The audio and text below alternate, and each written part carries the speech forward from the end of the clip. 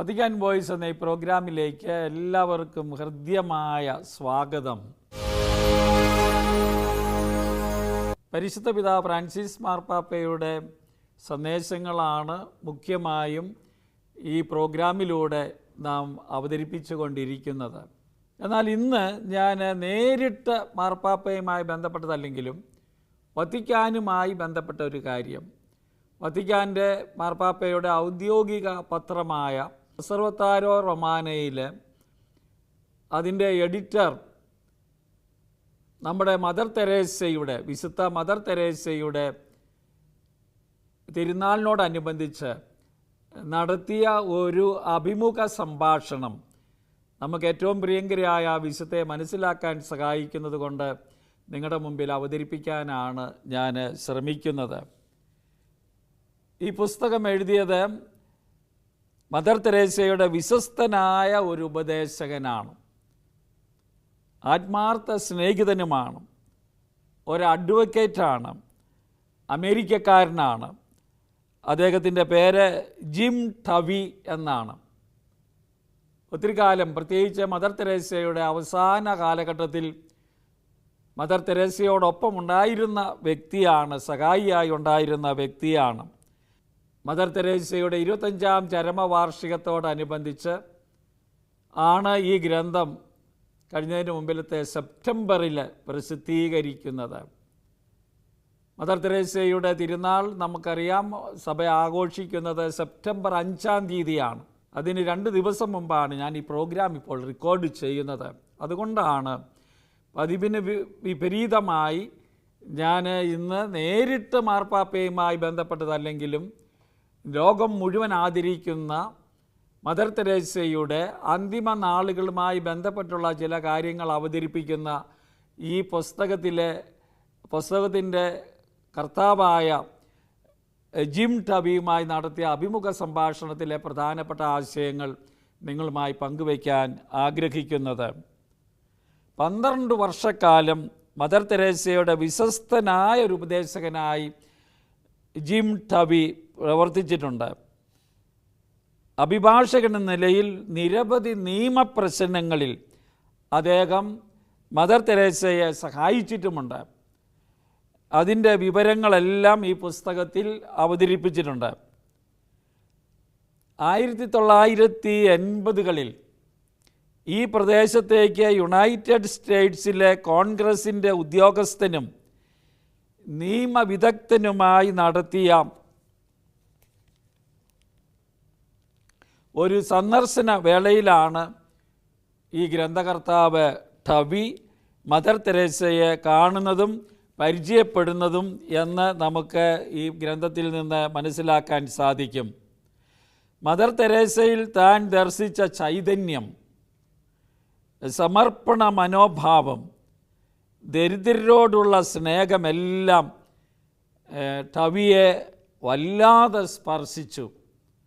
ആ അനുഭവം missionaries of ചാരിറ്റിയുടെ soup കിച്ചണിൽ പ്രവർത്തകനാകുവാൻ അദ്ദേഹത്തെ പ്രേരിപ്പിച്ചു. എന്ന് പറഞ്ഞാൽ അതോട് സജീവമായി ചേർന്ന് പ്രവർത്തിക്കാൻ പ്രേരിപ്പിച്ചു.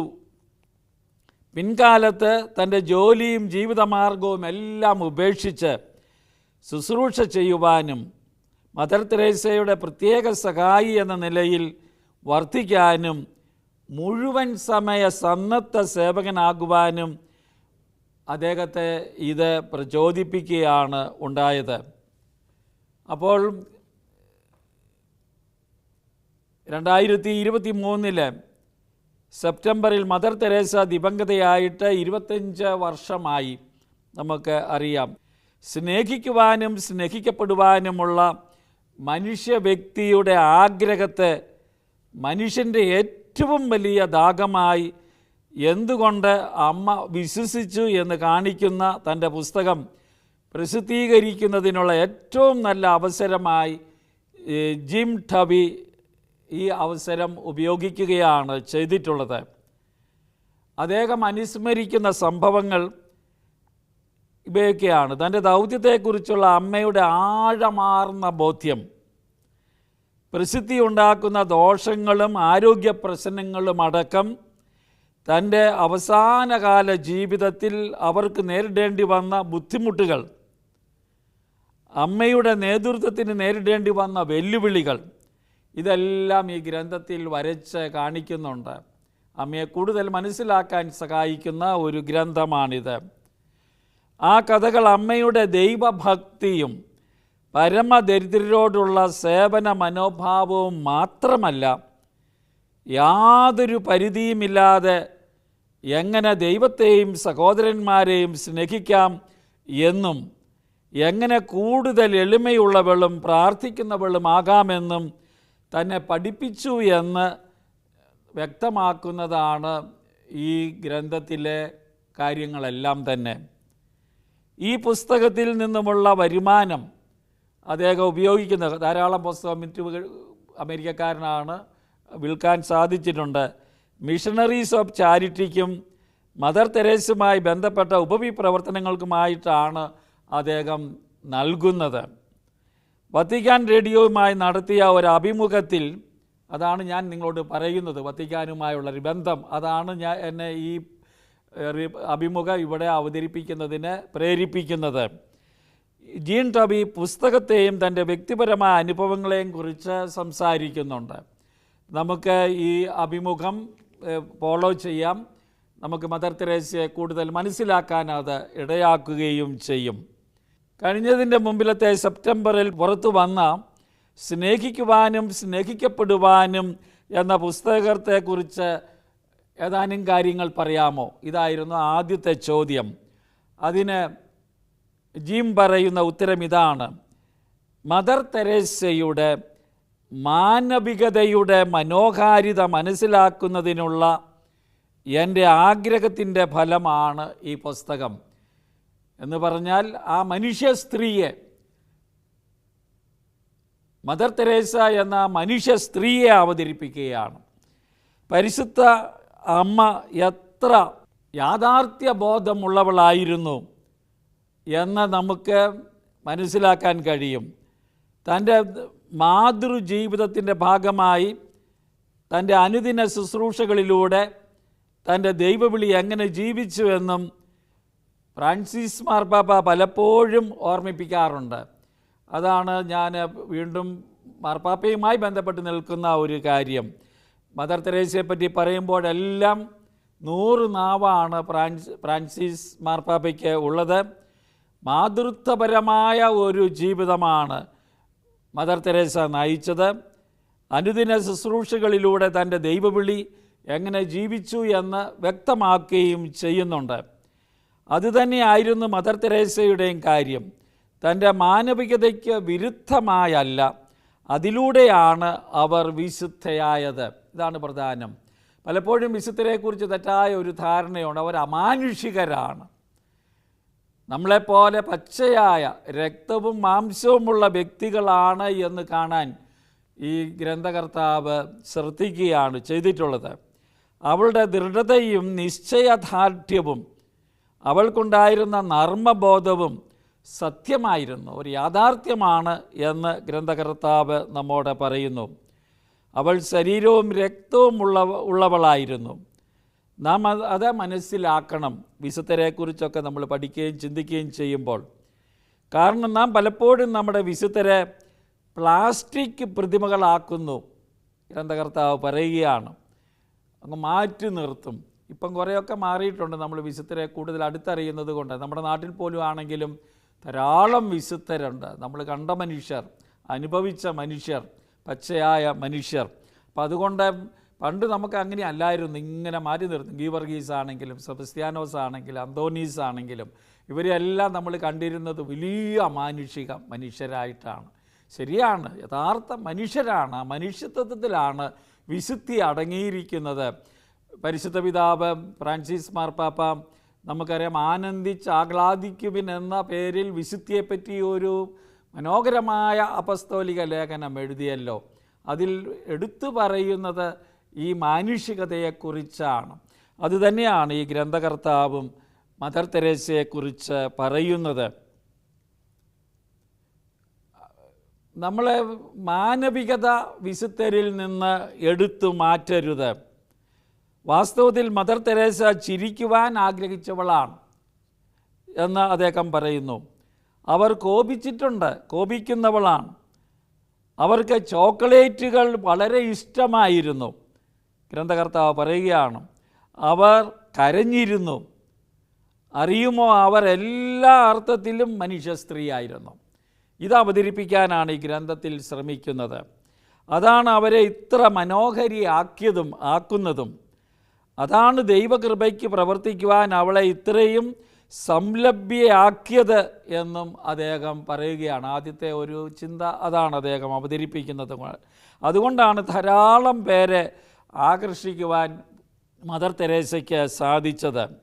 ഇതാണ് ഒന്നാമത്തെ പോയിൻ്റ്. ഈ പുസ്തകത്തെപ്പറ്റി പറയാമോ എന്ന് ചോദിച്ചപ്പോൾ അദ്ദേഹം എടുത്തു പറഞ്ഞത്. രണ്ടാമത്തെ ഒരു ചോദ്യം, അടുത്ത ചോദ്യം, അങ്ങ് അമ്മയെ ആദ്യമായി കണ്ടതിനെക്കുറിച്ചും ഇന്നത്തെ അവസ്ഥയിലേക്ക് എങ്ങനെയാണ് അങ്ങ് രൂപാന്തരപ്പെട്ടത് എന്നും ഒന്ന് വിവരിക്കാമോ? ഞാൻ ആമുഖത്തിൽ അതൊന്ന് സൂചിപ്പിച്ചായിരുന്നു, എങ്കിലും അദ്ദേഹത്തിൻ്റെ തന്നെ വാക്കുകൾ കേൾക്കാം. 1985 കൽക്കട്ടയിൽ വെച്ചാണ് ഞാൻ അവരെ ആദ്യമായി കാണുന്നത്. ജീവിതം എനിക്ക് കൈമോശം വരുന്ന ഒരു കാലമായിരുന്നു, അദ്ദേഹം പറയുകയാണ്. അന്ന് ഒരുതരം ശൂന്യമായ ജീവിതമാണ് ഞാൻ നയിച്ചുകൊണ്ടിരുന്നത്. ഞാൻ വലിയവനായിട്ടാണ് പുറമേ കാണപ്പെട്ടിരുന്നത്. കോൺഗ്രസ്സിൽ, അതായത് അമേരിക്കൻ കോൺഗ്രസ്സിൽ ഉന്നത തലങ്ങളിലെ ഉദ്യോഗസ്ഥനായുള്ള ജോലി എനിക്കുണ്ട്. അപ്പോൾ എല്ലാവരും എന്നെ വലിയ ആളായിട്ട് കാണുന്നു. ആ പദവി മൂലം സെനറ്റർ ഹെയ്റ്റ്ഫീൽഡ് എന്നെ ഇൻഡോ ചീനയിലെ അഭയാർത്ഥി ക്യാമ്പുകൾ കാണുവാൻ ഒരു വിദേശ ദൗത്യത്തിന് അയക്കുകയുണ്ടായി. ഞാൻ ലോകത്തിൻ്റെ ഈ പരിധിയിലായിരുന്നതുകൊണ്ടും സെനറ്റർക്ക് മദർ തെരേസയെ പരിചയമുണ്ടായിരുന്നതുകൊണ്ടും കൊൽക്കത്തയിലെത്തി മദർ തെരേസയെ കാണുന്നത് നല്ലതാണെന്ന് തോന്നി.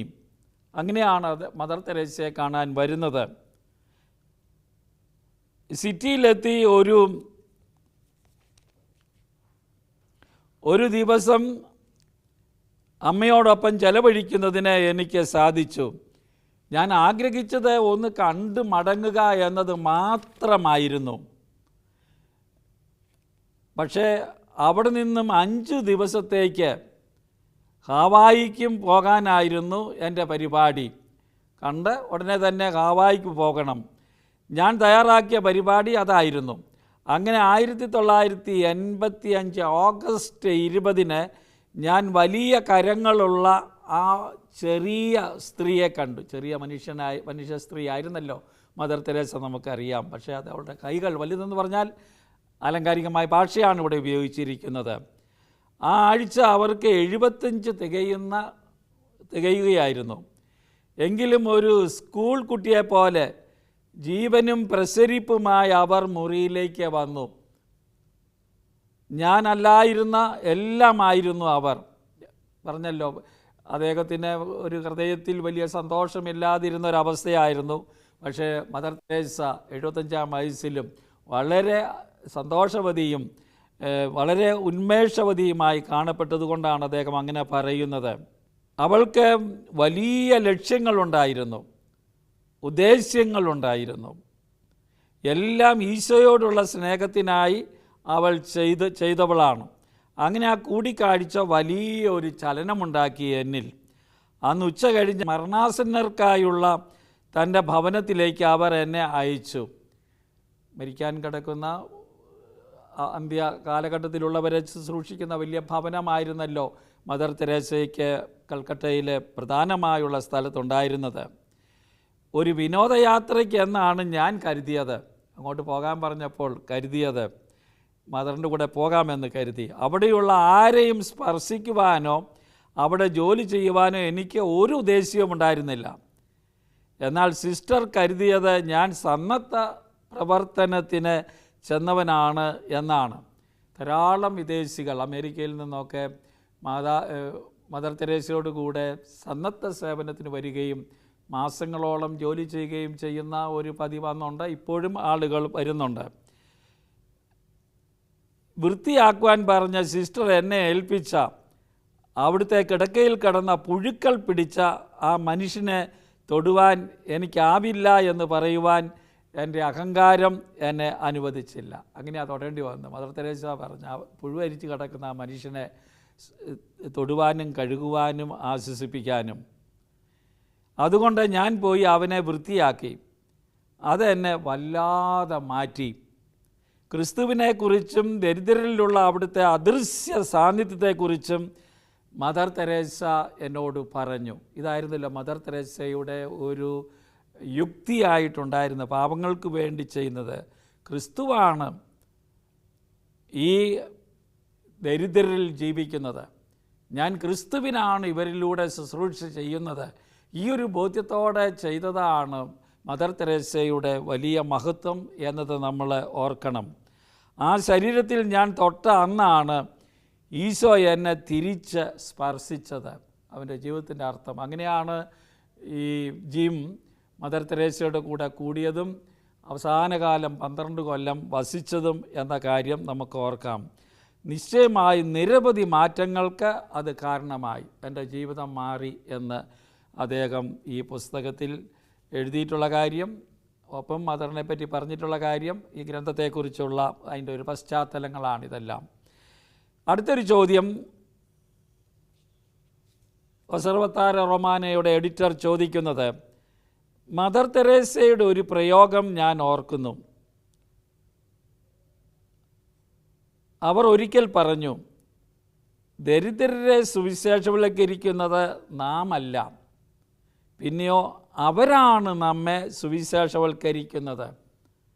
ഒരർത്ഥത്തിൽ നിങ്ങളത് ജീവിച്ച് കണ്ടവനല്ലേ? ഇതാണ് ചോദ്യം. മദർ തെരേസയുടെ ഒരു മനോഹരമായ ആശയമാണിത്. ദരിദ്രരെ സുവിശേഷവൽക്കരിക്കുന്നത് നാമല്ല. നാം ദരിദ്രർക്ക് വേണ്ടി ചെയ്യുമ്പോൾ അവരെ സുവിശേഷവൽക്കരിക്കുകയല്ല, അത് ചെയ്യുമ്പോൾ അവരാണ് നമ്മെ സുവിശേഷവൽക്കരിക്കുന്നത്, നമ്മളെ കൂടുതൽ സുവിശേഷ മൂല്യങ്ങൾക്ക് അനുസരണമുള്ള ആളുകളാക്കി മാറ്റുന്നത്. ഇതേപ്പറ്റി എന്ത് പറയുന്നു? നിങ്ങളത് ജീവിച്ച് കണ്ടതാണല്ലോ എന്നതാണ് ചോദ്യം. അദ്ദേഹം ഉത്തരം പറഞ്ഞു, അതെ, സത്യമായും നമ്മുടെ ജീവിതങ്ങളിലുണ്ടെന്ന് നാം പലപ്പോഴും കരുതിയിട്ട് പോലുമില്ലാത്ത സഹതാപവും സ്നേഹവും കെട്ടഴിച്ചു വിടുന്നതിന് ദൈവം ദരിദ്രരെ ഉപയോഗിക്കുന്നു. ഇതാണ് വലിയൊരു പാഠവും തത്വവും എന്ന് നമ്മൾ ഓർക്കണം. അവർ വളരെ ശക്തരാണ് എന്നതാണ് യാഥാർത്ഥ്യം. ദരിദ്രരെ നമ്മൾ ബലഹീനരായിട്ടും താഴ്ന്നവരായിട്ടും വെറുപ്പോടും ഒക്കെ കാണുന്ന ഒരു പശ്ചാത്തലത്തിലാണ് ഈ വലിയ സത്യമാണ് ലോകത്തോടെ മദർ തെരേസ പറഞ്ഞത്. അദ്ദേഹം കണ്ടെത്തിയ കാര്യവും അതുതന്നെയാണ്. നാം ദരിദ്രരുടെ ആവശ്യങ്ങളിൽ കേന്ദ്രീകരിക്കേണ്ടതിനെക്കുറിച്ചുള്ള ഫ്രാൻസിസ് മാർപ്പാപ്പയുടെ നിലപാടിനെ ഞാൻ ഏറെ സ്നേഹിക്കുന്നു. ഇത് മാർപ്പാപ്പ ഇതുതന്നെയാണ് നമ്മോട് പറഞ്ഞുകൊണ്ടിരിക്കുന്നത്. ദരിദ്രരോട് നമുക്കുണ്ടായിരിക്കേണ്ട സമീപനം എന്താണ്? ദരിദ്രർക്ക് നമ്മൾ കൊടുക്കുന്നതിനേക്കാൾ അവരിൽ നിന്ന് നമ്മൾ കൂടുതൽ സ്വീകരിക്കുന്നു എന്ന സന്ദേശം മാർപ്പാപ്പ നിരന്തരം നമ്മോട് പറഞ്ഞുകൊണ്ടിരിക്കുന്നതാണ്. അതുതന്നെയാണ് അദ്ദേഹം ഇവിടെ പറയുകയാണ്. വാസ്തവത്തിൽ സ്നേഹിക്കുവാനും സ്നേഹിക്കപ്പെടുവാനും എന്ന എൻ്റെ പുസ്തകത്തിൽ, ആ പുസ്തകത്തിൻ്റെ പേരാണ് അദ്ദേഹത്തിൻ്റെ, നിങ്ങൾക്ക് കാണുവാൻ കണ്ണുകളുള്ള എല്ലായിടത്തും കൽക്കട്ട ഉണ്ട് എന്ന മദർ തെരേസയുടെ വാക്കുകൾ എങ്ങനെയാണ് വാസ്തവമാകുന്നത് എന്ന് തെളിയിക്കുവാനാണ് ഞാൻ യത്നിക്കുന്നത്. നമുക്ക് മനസ്സുണ്ടെങ്കിൽ എല്ലായിടത്തും കൊൽക്കത്തയുണ്ട്. അവിടെ പാവപ്പെട്ടവരുടെ ഒരു കേന്ദ്രമായിരുന്നല്ലോ. അവിടെയാണല്ലോ മദർ തെരേസ തൻ്റെ പ്രവർത്തനങ്ങൾ കരുപ്പിടിപ്പിച്ചത്. ഇത് ലോകത്തിൽ എവിടെയുമുണ്ട്, പാവപ്പെട്ടവരുണ്ട്. കർത്താവ് പറഞ്ഞതാണ്, ദരിദ്രർ എന്നും നിങ്ങളോട് കൂടെ ഉണ്ടായിരിക്കും. മാനവകുലത്തിൻ്റെ പ്രത്യാശയും രക്ഷയുമാണ് ദരിദ്രരെന്ന് അമ്മ എപ്പോഴും പറയുമായിരുന്നു. മനോഹരമായ വാക്കാണ്. മാനവകുലത്തിൻ്റെ പ്രത്യാശയാണ്, രക്ഷയുമാണ് ദരിദ്രർ. അധികാരവും പണവും പ്രശസ്തിയും യശസ്സുമൊക്കെ ഏറെ ശക്തമായ ഇതിനൊക്കെയാണല്ലോ ഇന്ന് ലോകം വില കൽപ്പിക്കുന്നത്. ഈ ലോകത്തിൽ ദരിദ്രരാണ് നമ്മുടെ ഭാവിയുടെ താക്കോൽ എന്ന വാക്കുകൾ വളരെ നിരർത്ഥകമെന്ന് തോന്നാം. ഇതും മദർ തെരേസയുടെ വാക്കുകളാണ്. ഇന്നത്തെ ലോകത്തിന് പണത്തിനും അധികാരത്തിനും സ്ഥാനത്തിനുമാണ് വലിയ വില കൽപ്പിക്കുന്നത്. പക്ഷേ മദർ തെരേസ പറയുന്നു, ദരിദ്രരാണ് നമ്മുടെ ഭാവിയുടെ താക്കോൽ. ഈ വാക്കുകൾ ഇതുതന്നെയാണ് ഫ്രാൻസിസ് മാർപ്പാപ്പയും നമ്മളോട് എന്നും പറഞ്ഞുകൊണ്ടിരിക്കുന്നത്. എന്നാൽ അതാണ് സത്യം. ഈ സത്യം നമ്മൾ ഓർക്കണം.